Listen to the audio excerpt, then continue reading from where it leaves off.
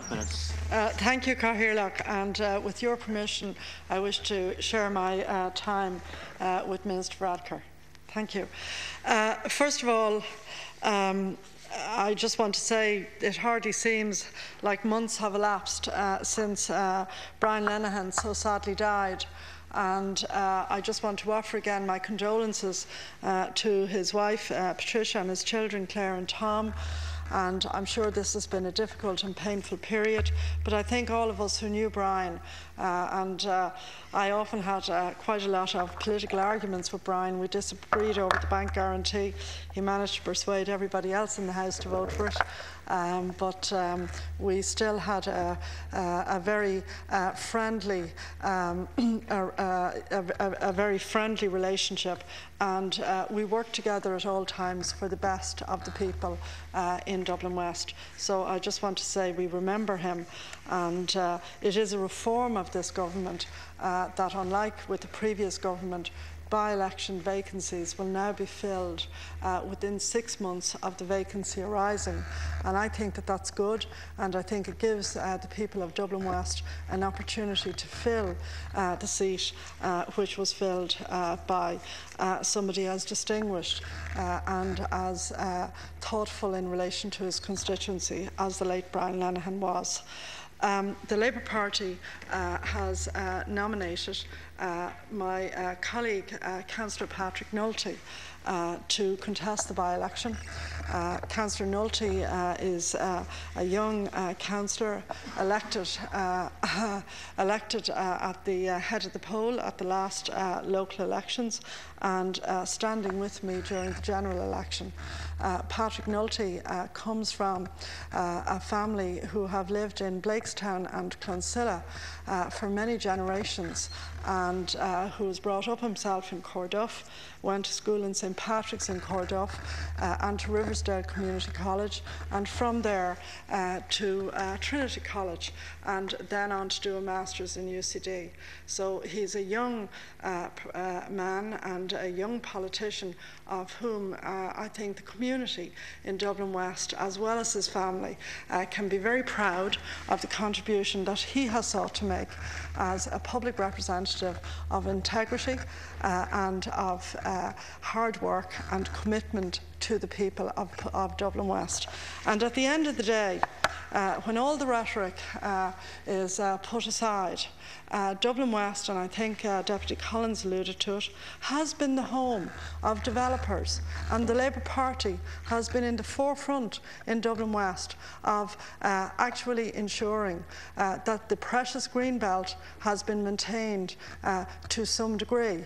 And yes, we have inherited a terrible problem where good families and individuals all over Dublin West have lost their employment through no fault of their own, down to the greed of the bankers and of the developers.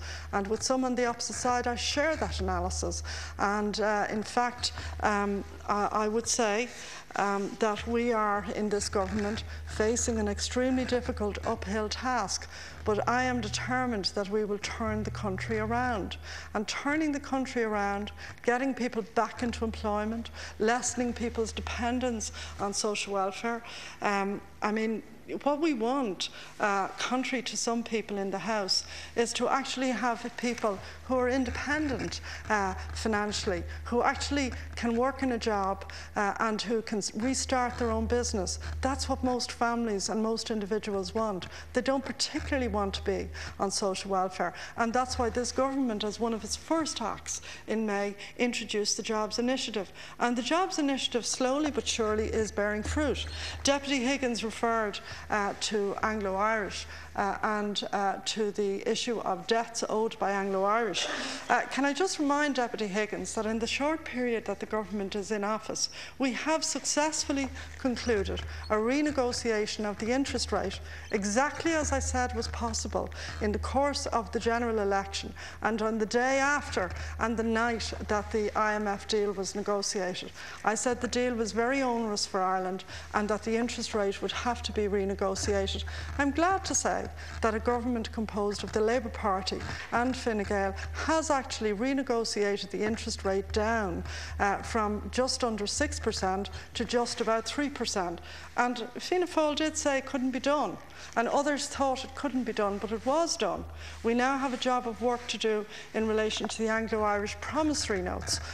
With due respect to Deputy Higgins, that's the most significant issue in relation to Anglo-Irish, because the arrangement that was made in relation to the promissory note involves a charge on this budget of this country every year for 10 years of $3 billion plus interest, and Fianna Fáil took a 2-year interest holiday on the promissory notes, so the interest rate is actually an 8.5% rate.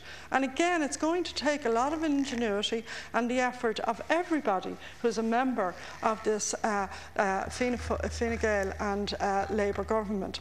The recovery is beginning to happen slowly. We have, for instance, in relation to JobBridge, we now have, in relation to internships, over 900 people who've taken up internships, as well as another 500 who've transferred from the work placement programme to the internship. I'm sure that many deputies will feel it's not enough, but we have to actually try to plant the process of recovery and reform. And let me say, in relation to social welfare, we have to reform when money is tight. That is always difficult, but reforming social welfare is important. It's not good enough to simply, as some people do, want to leave people on social welfare indefinitely without hope of independence, without hope of being independently able to work and look after their family. I think that's a patronising attitude to people who have unfortunately lost their jobs. The key focus has to be on getting people back into employment, and we will actually, as a country, be better off when fewer people are on social welfare and they're back in employment or they're back starting their business. And that is the formula that this government has adopted in relation to Irish economic recovery.